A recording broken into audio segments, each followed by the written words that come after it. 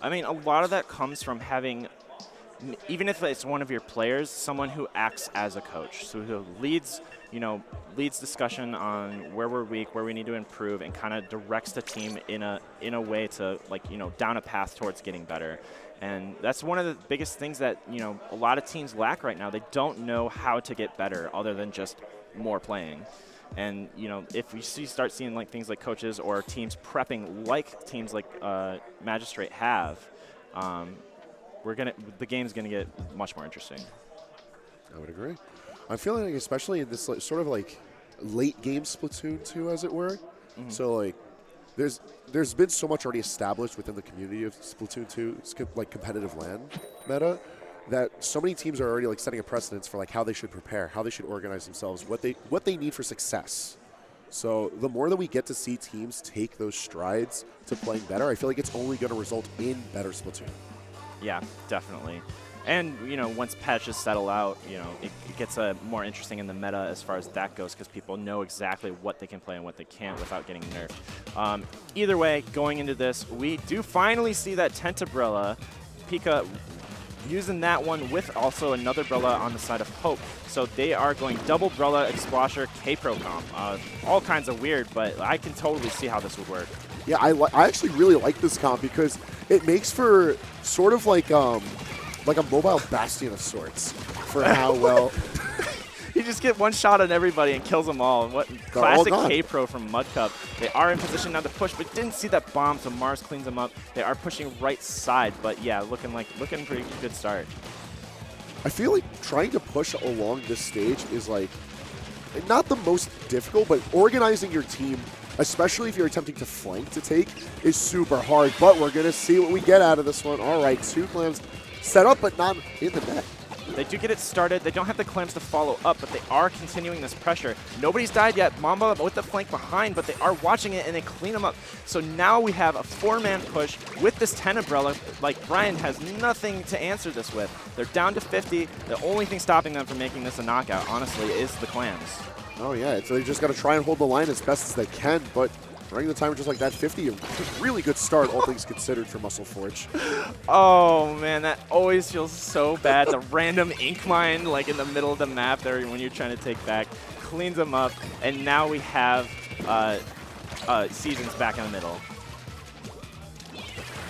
See what the response is going to be, because I think really interesting, just because I feel like there was a very haphazard offensive approach to the net. But it still put 50 points on the board. That's kind of hard to topple if you're not well organized. Yeah, 50. I mean, this map especially, it's kind of like things can snowball, but it's very hard to have a sustained push other than just going in with a baller and having everybody jump to it, because there's not very many clams that spawn anywhere near the goal. You have to go back into the middle of the map and have somebody feeding clams into the people that are scoring. Hope getting blindsided by that baller is going to get cleaned up, and now Mars looking to roll into the base. Does get die, but they're still at an advantage. No, they threw so many power claims down in there, but it was just not enough. They're still keeping them alive, but they don't have anything to answer this tent that is denying them from pushing down that choke point. And now Hope gonna deny that clam from going in, and now they're looking to take the map back. This is why I like the comp that we saw from Azure, because it's so well established for being able to stuff out that one wing that's right near the net. And on top of that, you're able to push out further defenses without really committing too hard to the push, or without giving up numbers as far as who's going to be stationed near the net. Yeah, and on paper, this looks like a comp that's designed specifically for clams, but I honestly wouldn't be surprised if this is just what they run normally, because a lot of what this has is there's this ton of synergy in this comp, and it's very interesting to see how this is working well. It looks like they are trying to build this power clam here. Season's definitely kind of trapped in their base right now, but they have Co-Pilot with the baller behind. He actually just went all around for it. Hope gets the clam in, no follow-up except from Pika here. Mars trying to clean them up. They finally do, but they do get an extra 10 points on the board. Just going to further solidify the lead that's already set up here. Yeah, the one downside of that is that, yes, they did clear most of their penalty, but they did give the freebie power clam to the side of Seasons. So if Seasons is able to capitalize on that, that could be a bad sign. I feel like Seasons hasn't really had an opportunity to press forward, even though they have a very dynamic comp, and their players seem to know how to use their weapons very well. They haven't really been positioned well for it, and I feel like, once again, that's to the credit of the weapons that are set up by Team Azure. Oh, Gator getting a nice double with the ballpoint there, never having to stop shooting. Hope trying to make up for that by using his Brella to get that kill. Does very well, backs off when he needs to, and now they're trying to just stop this from becoming bad. Oh, so many things going at Hope's face. Hope finally gets cleaned up, and now they have Mamba and Mars fighting, but they do get a trade out of it with the cleanup from the explosion. Everybody's dying. Everybody's dying. It's just picks left and right, and it's only going to get better for Azure at this point. It becomes such a haphazard battle because all of these brothers that are pushing out are just forcing you out of the way. There's not a lot of room to move on Nestle Forge. Yeah, one of the big things that people forget is you can actually go through the Brella. Sometimes it's very risky to do so, but it is one of the options you have. Pika just going to stand there, honestly, for the rest of the game, just throwing out 10 shields across top mid, forcing them to go to this left side, because as soon as they do, he knows he can jump back, throw it down, but they are getting up there really fast. Mars with the ball right under the basket. No, single jump. Got stuck in the booyah and not able to follow up with the clam, though, and that is 3 down. Just Mars in front of the base, but not able to get it in, and that is going to be a shutdown. Azure is going to take this game 1.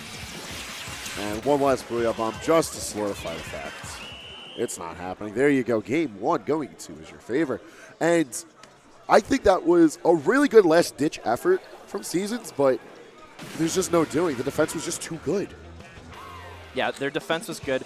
Like, the double Brella wall was really just so much denial. And then, you know, the fact that they have the K-Pro and the Splosher constantly cleaning up kills and or weakening everybody, it's just making all these Brellas, you know, much more threatening because you're never full health, or if you are, you're going to get just double-teamed instantly. Like, This triple from Mud Cup, I love it. It was so good. The backline for Azure was so confident in how well they were able to maintain their picks and keep their positioning, because at no point were they really threatened by anyone breaking zone. Like, there was just walls ahead of them, and if not the walls stopping the push from Seasons, you had the Brella players themselves already in position. And they did such a great job of positioning themselves throughout Muscle Forge for being able to just harass from over walls or to duck to cover where needed.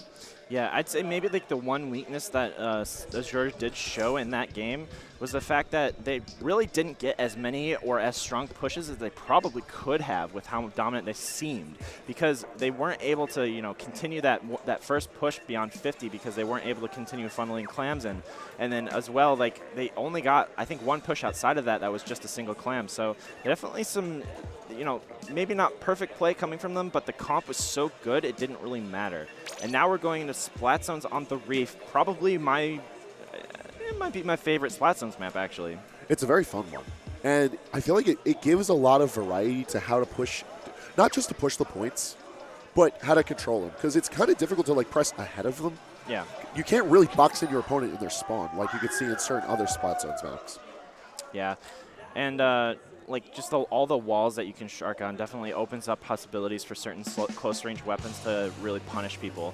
And now we're looking at Splat Zones on the Reef. Let's see what these comps are. Ooh. Soda Slosher. All right, that's a lot of mid-range in this game. Yeah, no, everyone's ready for a fight. They're ready to stay mobile. There's only one close-range weapon in the form of a vanilla splatter shot, which also can be played as a mid-range just because it has burst bombs. So very mid-range game. Going to be a lot of neutral game here. It looks like Pika is pushing up in the middle of this map. He does, oh, what a 180 there. Does clean up that kill, and now they're kind of just looking to get these zones. They've got control now to see how well they can push ahead of it. I feel like this is going to be a very bloody battle on both sides. And I kind of like that approach for Azure to at least swap up their comp, get ready to get right into the thick of a fight. And a great response from Seasons as well, getting ready to see if they could at least press out this counterplay, because they were expecting, like, very defensive gameplay in the previous game. If they could try to get more into their face, big payoffs. Yeah, and, you know, when they have this double Splattershot Pro style comp on side of Seasons, they definitely add a lot of, you know, kill potential, especially if they work off of each other, because they clean up every single kill of the other of the teammate. So, you know, as long as they're staying together, they're doing well. But Azure not even letting them have this opportunity, shutting that push down, and now they're down to 36 points. And that basically means one push opportunity left for Seasons here. I love the approach that Azure's team has had to controlling these zones, where they've had this consistent patrol in and out, but that only works if you've got everyone alive, especially now. Gator doing a great job pushing everyone out. Now they're in control. That's a lot of penalty on Azure's side. That is a lot of penalty. Gator does get out of position off of the back of it, though, and they clean that up. That is all dead on the side of Seasons, and now they're going to be back in control. They did get the penalty out of it, so they do get some breathing room, but yeah, it's not looking so good if they can't get control. Gator getting crazy picks this game. Yeah, I'm really liking it, especially because like the Kensa Splatter Skill, it's the only weapon on the field that's really able to take advantage of the cover that you can get on the leaf. So like, you might as well take advantage of what you got, but you gotta stay mobile. I feel like that's the key to this particular comp from both sides. Is they're very effective at controlling space, very effective at being able to individually fight as long as they keep on moving. Seasons really needs to recognize that Gator's playing well right now. I don't think he's getting enough protection right now, and that's part of why they're struggling so much, because Gator will get like a pick or two and then just gets flanked out of nowhere and with no protection on his side. Mudcup getting all these kills bottom mid. They do refresh the penalty out of it, and they're now going to have a little bit of control here, but as long as they're protecting Gator, they're going to have a good time. Mars trying to push forward. I've actually noticed that Mars keeps on like getting into these little nooks and crannies, ready to punish wherever Azure is ready to make their plays. And I really like that idea because you get to be sort of the cleanup crew, wait out where Azure is trying to use their specials, so that when they're already spent, you just go in, net the kill, at least return to neutral. If not, start to further take back the points and put more pressure on Azure. They do get that cap and denying them from getting any closer to that lead, but they only got one kill out of it, so there is a potential here for Seasons to come back, but they do end up going 3 down thanks to Hope and his teammates pushing them into their base. Gator does jump out. He's going to have a little bit more special than he would have had otherwise, but yeah, this is looking pretty scary here because they're only about 25 seconds away from taking the knockout. It's a grim situation, but I feel like Seasons could still manage this if they get everyone organized for one big push, get their specials breaking, get enough picks. What just happened? Lots of death. They just instantly died. That's 2 down there. That's going to give them back the zone and give them one more opportunity in order to take this game. Brian here trying to zone back 2 people. He drops down a little too early, giving that kill to Mudcup, and now Mudcup going to be able to push them back with the help from Copilot. Copilot doesn't quite get the kill on that last guy, but he does jump out. So that's going to give them control. That's going to give them the penalty, and now they're going to be looking to set up. Now it's all a matter of how well can they clean up the ink. And they're doing a great job of it. This map looking mighty blue right now. Specials at the ready for the counterplay, whatever Seasons has to offer. Whatever their next push is it has to be big. Gator's going to break forward with it. All right, this is going to be key here. Gator needs to live after using this baller. They get the penalty. That's going to keep him alive. But Gator does jump out, though, just after his entire team gets destroyed by all those hitboxes. Very unfortunate. 25 seconds left to go. They do have one more opportunity, but it's not looking very good, Frank. Now, normally, I really like the idea of making your play, peeling right out. But in a situation like that, you have to commit with the rest of your team. That's a pivotal body that could have distracted, could have gotten kills, but nowhere to be seen. Seasons all dead, and it doesn't even matter for them as Azure takes game 2. Yeah, Azure taking game 2 in a very clean fashion. That they did lose the zone at one point, but overall they're playing very well off each other. There's a lot of teamwork going on. Their comp is very synergistic, and it's working very well for them. Gator is doing his best right now, but he's just not getting the protection he needs to really follow up. And, when his teammates are just, getting triple killed behind him, it's going to be tough for him to make the plays that he needs to. Yeah, I feel like it's not just, like, the protection, but just the support. Because, like, if you've got a charger making those plays, you have to follow that up. They can't – that's not the type of weapon where you could just go in, guns blazing, tape the map, take the control, take everything with you. Like, you need follow-ups on that. And if you don't have a safe peel, you at least need someone to commit to the play with you to at least further press the matter, make it even more chaotic.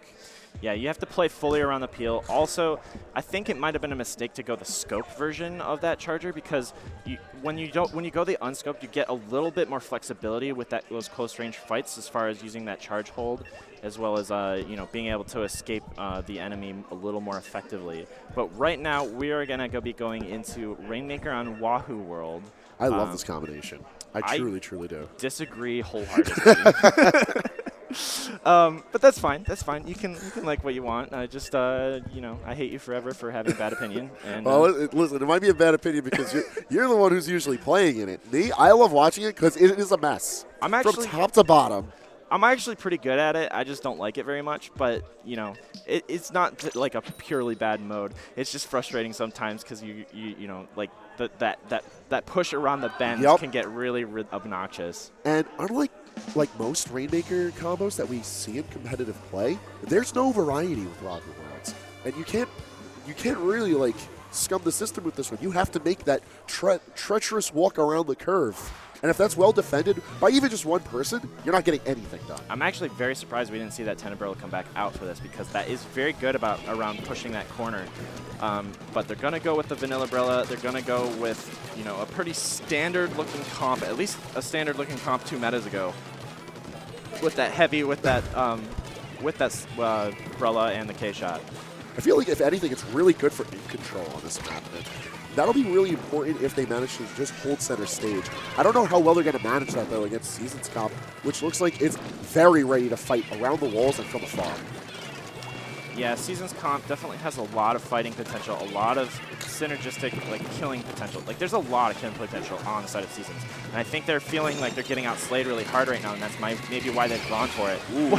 Mars getting hard denied there by Co-Pilot's Stingray. I'm not sure how Co-Pilot gets that kill, but he does, and now that's going to allow them to follow up with the Rainmaker explosion, and now they're going to start the push. You know, when I saw these weapons on board, I was expecting a lot of picks on one side. This was not the team I was expecting it from, though.